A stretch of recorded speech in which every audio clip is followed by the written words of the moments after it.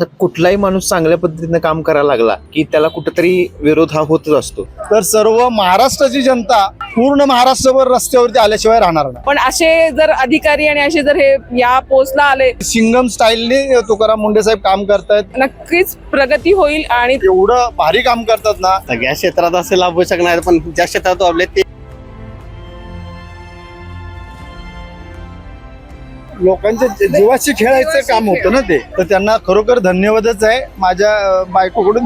Hospital premises मधल्या दुकान आणि फार्मसी मध्ये औषधाची सक्ती करू नये. अन्नामध्ये भेसळ करून लोक जे काही पैसे कमवतात त्यांना हा एक आळा बसणार आहे. मग एखाद्या अधिकाऱ्यानं प्रामाणिकपणे प्रयत्न करतात, त्याला जर सगळ्यांनी सहकार्य केलं, ऍटलिस्ट तुकाराम मुंडे साहेबांच्याकडे बघून बाकीच्यांनी तरी व्यवस्थित काम केलं पाहिजे. तुकाराम मुंडे सारखे साहेब असे सगळ्या स्टेट मधले सर्वसामान्य ग्राहकांची लूट चाललेली आहे. या सगळ्या गोष्टी कुठेतरी थांबल्या पाहिजेत. 100% सर जर बोलले मोकोगांतर कायद्यानुसार गुन्हा नोंद करणार तर ते जेलमध्ये टाकणार. आपल्याला शुद्ध अन्नाची गरज आहे. मुंडे साहेबांचं धोरण अतिशय चांगलं आहे. त्यांना खरोखर हृदयापासून शुभेच्छा आहेत. हे सरकार तरी त्यांना बदलेल असं वाटतं. त्यांच्या या प्रामाणिकपणावर त्यांच्यावर आपला प्रामाणिकपणा ठेवावा. जिथे बदली होते तिथं फक्त कागदावरच कायदे नाहीत, तर नेमका कायद्याचा वचक काय असतो हे नवे IAS अधिकारी तुकाराम मुंडे यांनी FDA आयुक्त पदाचा पदभार स्वीकारल्यानंतर अख्ख्या महाराष्ट्राला दाखवलंच आहे, ज्यामुळे पूर्ण महाराष्ट्रातले भेसळखोर, औषध माफिया आणि गुटखा सम्राटांना पळताभुई थोडी झालेली आहे. गुटखा विकणाऱ्यांना थेट मकोका अंतर्गत जेल, भेसळखोरांवर फौजदारी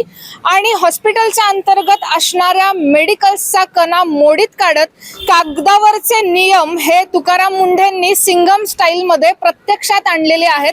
आणि ह्या नियमांबद्दल किंवा तुकाराम मुंढेंबद्दल लोकांना काय वाटतंय हे जाणून घेऊयात थेट नागरिकांमधून. तुकाराम मुंडे साहेबांच्या बद्दल जर बोलायचं झालं तर ते जे म्हणतात ना की माझं जे नाव ठेवलंय तुकाराम महाराजांचं, जे तुकाराम महाराज जे करत होते काम, त्या नावाप्रमाणे मला काय जमतंय का असं फक्त त्यांचा म्हणण्याचा उद्देश. पण खूप चांगलं काम करतात ते गावच्या शेतकरी लोकांसाठी आणि कष्टकरी लोकांसाठी.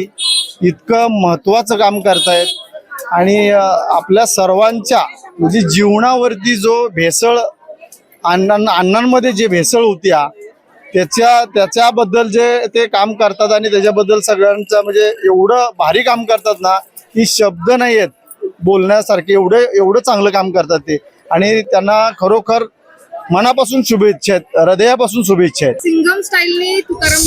सिंगम स्टाईलने तुकाराम मुंडे साहेब काम करतायत. कालच मी त्यांची बाईट बघितली की त्यांना कुठून तरी धमक्या येत आहेत, त्यांच्या फॅमिलीला धमक्या येत आहेत, पण ते त्या सर्व गोष्टीला अजिबात जुमानत नाहीत. त्यांनी स्वतः सांगितले की माझा पाठीमागचा इतिहास तुम्ही बघा की ह्या सगळ्या गोष्टीचा मला काही फरक पडणार नाही आणि मी माझ्या पद्धतीनं मी काम करत राहणार आणि अशा कोणी धमक्या त्यांना देऊही नाही.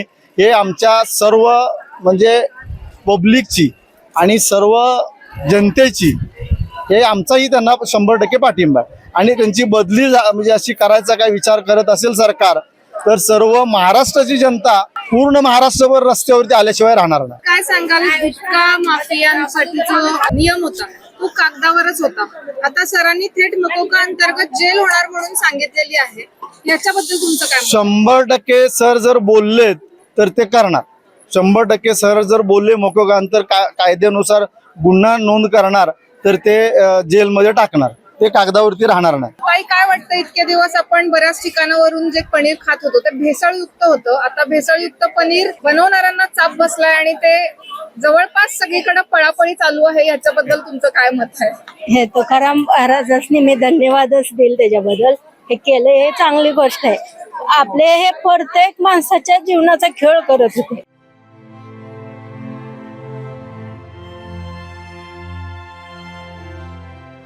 लोकांच्या जीवाशी खेळायचं काम होतं ना ते. जीवाशी खेळत असताना म्हणजे एवढं चांगलं काम करतायत तर त्यांना खरोखर धन्यवादच आहे माझ्या बायकोकडून. एवढी भावुक झाली, तिला एवढं बरं वाटतं तिला काम करता येते.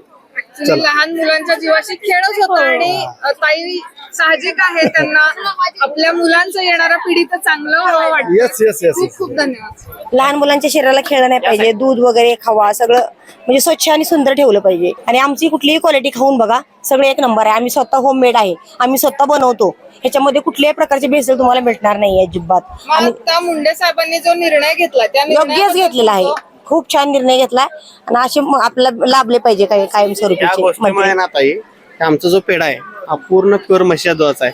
त्या पेढ्याचे भाव वाढतील. त्या कलाकांमुळे भेसळयुक्त आमच्याकडे पण आहे कलाकांद, नाही असं नाही, तो पण पूर्ण प्युअर कलाकांद आहे. तो कधी पण येऊ दे, सॅम्पल घेऊ दे, चेक करू दे. हा पेढ्याचा भाव आमचे वाढलेला पाहिजे. प्युअर स्वतः आम्ही स्वतः कढीवर तयार करायला खावा असतो हा मध्ये, हे जे भाव वाढले पाहिजे. त्या कलाकांमुळे याचे भाव एकदम कमी झाले. शेतकऱ्यांच्या दुधाला भाव पण वाढला पाहिजे ना. हे भेसळयुक्त असल्यामुळं दर नाही शेतकऱ्याचे. शेतकरी करून करून नुसतं मरतोच आहे शेती करून. त्याच्या कुठल्याच गोष्टीला भाव नाहीये. शेतातनं किती माल घाला तर त्या फक्त व्यापाऱ्याच्या मालाला भाव आहे. शेतकऱ्याच्या कुठल्याच मालाला भाव नाही. यायला पाहिजे, शेतकरी सुधारला पाहिजे. आणि मुंडे साहेब पण चांगले आहेत, त्यामुळं असेच मंत्री लाभले पाहिजेत आपल्या देशाला. त्या पेढ्याचा भाव ना इथं आमच्यासारख्या लोकांना भाव नाही. तुमच्या मते आता खरी मेहनत करणाऱ्यांना आणि शेतकऱ्यांना चांगले दिवस चांगले यायला पाहिजे आणि यायलाच पाहिजे आणि येणारच. काय वाटतंय जर तुकाराम मुंडे साहेबांसारखे अधिकारी आपल्या महाराष्ट्राला लाभले सगळ्याच क्षेत्रात तर काय काय होईल, काय वाटतंय? सगळ्या क्षेत्रात असे लाभू शकणार, पण ज्या क्षेत्रात लाभले ते एक नंबर क्षेत्र आहे आता सध्या तरी, आणि त्या क्षेत्रात थोडे दिवस राहायलाच पाहिजे. सोनच होणार आहे सगळ्यांचं. 100% सोनं होणार. तुकाराम मुंडे साहेबांनी जो निर्णय दिलाय हॉस्पिटल प्रिमायसेस मधल्या दुकान आणि फार्मसीमध्ये औषधाची सक्ती करू नये, हा जो निर्णय अतिशय चांगला निर्णय आहे. सर्वसामान्य ग्राहकांची लूट चाललेली आहे आणि ही लूट थांबवण्यासाठी एक चांगलं कदम, एक चांगलं पाऊल साहेबांनी घेतलंय असं म्हटलं तर वावगं ठरणार नाही. तसेच इथे काय होतं, सर्जिकल आणि बाकीच्या इंजेक्टेबल ह्यामध्ये मार्जिन भरपूर असते आणि त्याचं कंपल्सेशन केलं जातं. एका हॉस्पिटलनं एक अहवाल काढला, हॉस्पिटल नाव घेत नाही, त्यानं अहवाल काढला. त्या अहवालामध्ये असं डिक्लेअर केलं की त्या हॉस्पिटलचा सगळा खर्च हा फक्त दुकानावर चालला. त्यामुळं त्या दुकानदारांची, ह्या हॉस्पिटलवाल्यांची अक्षरशः त्यांच्यावरती, लोकांच्यावरती तुमचा पेशंट घेऊन जा, औषधं घ्यायची नाही आमच्याकडनंच घेतली पाहिजे. आणलेली औषधं जशी तशी परत दिली जातात. आणि ही जर कंप्लेंट आम्ही कुठे केली तर त्याची दाद घेतली पाहिजे. मुंडे साहेबांचं धोरण अतिशय चांगलं आहे. ही संकल्पना खालनं वरतीपर्यंत सगळ्यांनी न्यायला पाहिजे. खालच्या अधिकाऱ्यांनी पण त्यांना त्याच प्रकारे सहकार्य करून जनतेला न्याय दिला पाहिजे. आधी औषधांच्या नावाखाली हॉस्पिटल्स लूट करायचे, तर त्याला आता चाप बसेल. निदान 50% तर त्याच्यावर चाप बसेल. पण लोकांच्याकडे अवेअरनेस झालं पाहिजे. लोक मध्ये जाऊ दे रे, कशाला आता माझा माणूस अडकलाय, कशाला पाहिजे, अशा पद्धतीचं झालंय ते चुकीचं आहे. त्या लोकांची मानसिकता बदलली पाहिजे. ह्या माध्यमातून तुझी किती लूट होते हा जर त्याने विचार केला तर माझ्या अंदाजानं एखादं हॉस्पिटलचं ₹1,00,000 बिल झालं तर ₹50,000 फायदाच असतो. जे तेवढे तर निदान त्यांनी वाचवावे. आणि लोकांनी अवेअरनेस घेऊन तुकाराम मुंडे साहेबांनी जो हा निर्णय द्यायला लागलेत अतिशय चांगला, तो जनतेनं चांगल्या पद्धतीने स्वीकारावा.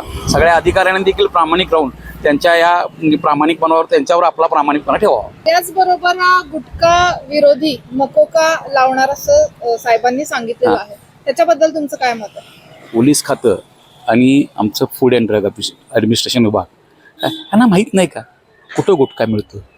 चला त्यांना सापडत नसेल, मी येतो त्यांच्यावर.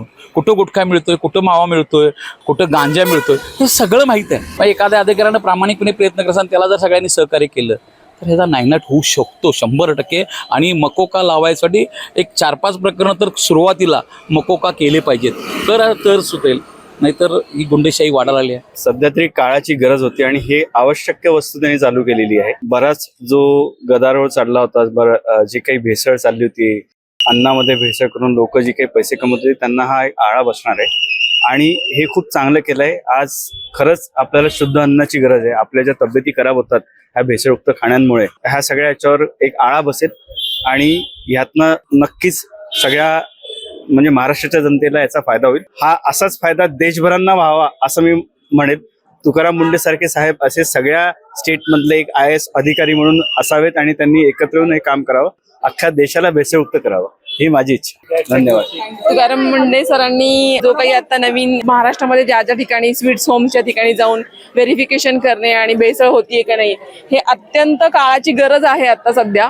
आणि मग त्यामुळे काय होतंय, जे आता आपण म्हणतो की पनीर जे आहे, जे पनीर नक्की गाईच्या दुधापासून किंवा म्हशीच्या दुधापासून बनवलंय का अजून कुठलं काहीतरी मिक्स करून त्यांनी बनवलंय. कारण आता जे एक रिसेंटमध्ये जी भेसळ जास्त मिळते, रिसेंट जी केस झाली मुंबईमध्ये की बाबा कलिंगड खाऊन, आता मे बी त्याच्यातला माहित नाही त्यांनी काय हे व्हेरिफिकेशन केलंय काय केलंय, पण असे जर अधिकारी आणि असे जर हे या पोस्टला आले तर महाराष्ट्राची नक्कीच प्रगती होईल आणि तो एकदम छान हातभार असेल महाराष्ट्रासाठी. याच्या आधी जे काही अधिकारी असतील ते का नाही असं काम करत, हा महत्वाचा मुद्दा आहे. आणि ते आहे हे ऍटलिस्ट तुकाराम मुंढे साहेबांच्याकडे बघून बाकीच्यांनी तरी व्यवस्थित काम केलं पाहिजे ह्याच्या पुढे. असं म्हणलं जातं की ते जेवढा म्हणजे त्यांची बदली वारंवार होत राहते त्यांच्या ह्या कामाच्या धडाक्यामुळे. आता जर त्यांनी नवीन आयुक्त पदाचा पदभार स्वीकारला आणि ते खूप धडाडीनं काम करतात, हे धडाडीचं काम आणि बदली असं काही कॉम्बिनेशन झालं तर तुमचं काय मत असेल त्याच्यावर? बदली झाली तरी चालेल, ज्या पिरियड पर्यंत ते आहेत तिथं तरी तेवढं तरी पिरियड मध्ये चांगलं काम होईल. चांगलं काम नक्कीच होईल. थँक्यू. राज्यामध्ये अन्न आणि औषध प्रशासनाचा कारभार हाती घेतल्यानंतर आयुक्त तुकाराम मुंढे जे कायमच चर्चेत राहिलेले आहेत, त्यांनी जो निर्णय घेतलाय आणि भेसळखोरांवरती तसेच अन्न आणि औषध प्रशासनाच्या माध्यमातून ज्या काही कारवाया सुरू आहेत त्याचं सर्वप्रथम स्वागत केलं पाहिजे. आणि त्याचबरोबर त्यांनी आता जो महत्वाचा विषय हाती घेतलाय, कालच त्यांनी प्रेस कॉन्फरन्स घेऊन सांगितलं की गुटखाची खुलेआम विक्री करणाऱ्या बेकायदेशीररित्या सर्वांवरती मकोका अंतर्गत कारवाई केली जाईल. तर हे कुठेतरी नागरिक म्हणून मला याचं स्वागतच करावंसं वाटते. कारण की आपण बघितलं की आरोग्याच्या दृष्टीनं घातक असलेला गुटखा याचं सेवन केल्यामुळं अनेक जणांची अकाली मृत्यूमुळे कुटुंब उद्ध्वस्त झाली, कॅन्सरचं प्रमाण वाढलं. या सगळ्या गोष्टी कुठेतरी थांबल्या पाहिजेत. त्यामुळे कुठेतरी मला वाटतं की हा घेतलेला त्यांनी निर्णय हा योग्यच आहे. त्यांच्या सततच्या होणाऱ्या बदल्यांविषयी तुम्हाला काय म्हणायचं? आता कुठलाही माणूस चांगल्या पद्धतीने काम करायला लागला की त्याला कुठेतरी विरोध हा होतच असतो. त्यामुळं त्यांच्या सततच्या बदल्या तोपर्यंत होत होत्या, परंतु आता मला वाटत नाही की त्यांनी ज्या पद्धतीने कामाचा धडाका सुरू केलाय त्या पद्धतीनं हे सरकार तरी त्यांना बदलेलं असं वाटत. गुटखा हा म्हणजे बंद झालाच पाहिजे. मेन पॉईंट म्हणजे आताच्या पिढीला वाईटच आहे ते. आता कॉलेजची मुलं की मी बघतोय ना, असे 10 ते पुढे घेऊन जात होते आणि खात होते. काय आता कसं होणार की ह्या पिढीची सवय लागली तर त्यांच्या मुलाची मी सवय लागायला वेळ लागला आणि पूर्णपणे बंद व्हायला पाहिजे गुटखा म्हणा. तंबाखू व्यसन ठीक आहे, खेड्यापाड्यात माणसं खातात, पण गुटखा फार वाईट आहे. ते दाढा बाद होत्यात, त्याला जेवण जात नाही, कॅन्सर होतोय आणि त्यामुळे एक पिढी आता आमची पूर्ण म्हणजे आमदाची पिढी पाक बरबादच काय झाल्याची अशी परिस्थिती आहे. बंद झाली तर चांगली गोष्ट आहे, पूर्ण बंद व्हावं अशी आमची बी अपेक्षा आहे, नागरिकांची बी अपेक्षा. झाली तर लय चांगलं आहे, ओके निर्णय, त्यांना आम्ही आमचं मान्यता देतो, सहकार्य आमचं त्यांना भेटेल. तर हा होता जनतेचा थेट आवाज. तुकाराम मुंढे नावाचं वादळ मार्केटमध्ये काय करू शकतं हे सर्वांनी पाहिलेलंच आहे आणि भेसळखोरांच्या पोटात भीतीचा गोळा आलेलाच आहे. पण सर्वसामान्य नागरिकांना एक चांगल्या प्रशासकीय अधिकाऱ्यामुळे आशेचा किरण दिसू लागलाय. पण सर्वात मोठा आणि जळजळीत प्रश्न हा आहे की नियम आणि कायदे हे अगोदर पण होते, पण प्रत्येक वेळेस कायदे आणि नियम पाळण्यासाठी तुकाराम मुंढेंसारख्या अधिकाऱ्याचीच वाट का पाहावी लागते? शिवाय जर तुकाराम मुंढेंची बदली झाली तर महाराष्ट्रातील जनता रस्त्यावर उतरेल असं थेट आवाहन नागरिकांनी केलेलं आहे. तुमचं याबद्दल मत काय आहे हे आम्हाला कमेंटमध्ये जरूर कळवा. व्हिडिओ जर्नलिस्ट रवींद्र बागलसह मी नम्रता भोसले, KK न्यूज कोल्हापूर.